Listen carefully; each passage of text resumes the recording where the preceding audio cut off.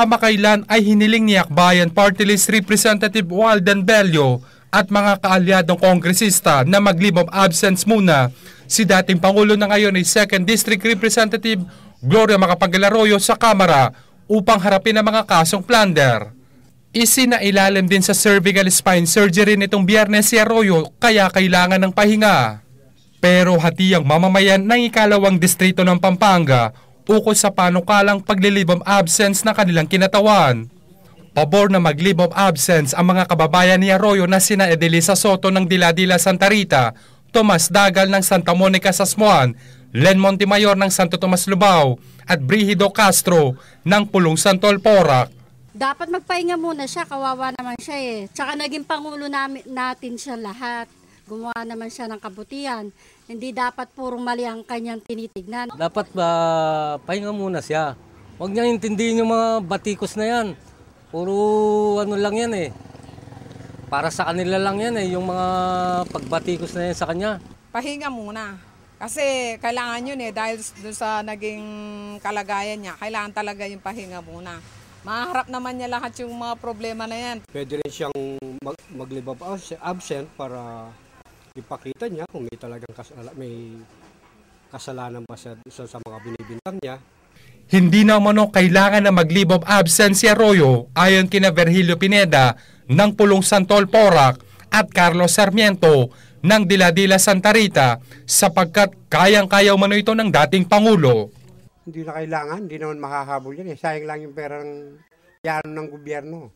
Kasi magtatagal ang kaso eh. Hindi naman dapat siya mag-leave na haharapin ngayon eh. Mayroon naman siyang abogado eh. Yung abogado ang dapat kuwan doon eh. Hindi dapat siya. Iwas sa pagbibigay ng pahayag at sa hukuman lamang raw sasagot ang dating Pangulo.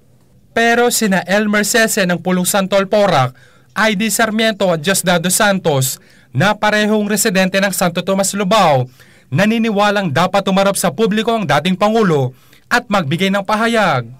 Hindi na raw Pangulo si Arroyo kaya siya raw mismo ang magbigay ng pahayag. Harapin niya yung kung talagang totoo yun o hindi, umarap siya. Kung naka-fully recover na siya, dapat harapin niya yung sa Congress, di ba? Tsaka kung talagang hindi siya guilty, dapat na yung inaano sa kanyang sitwasyon, harapin niya. Huwag siyang maging wag siyang matakot. Mag-leave muna siya para maharap niya yung mga binibintang sa kanya.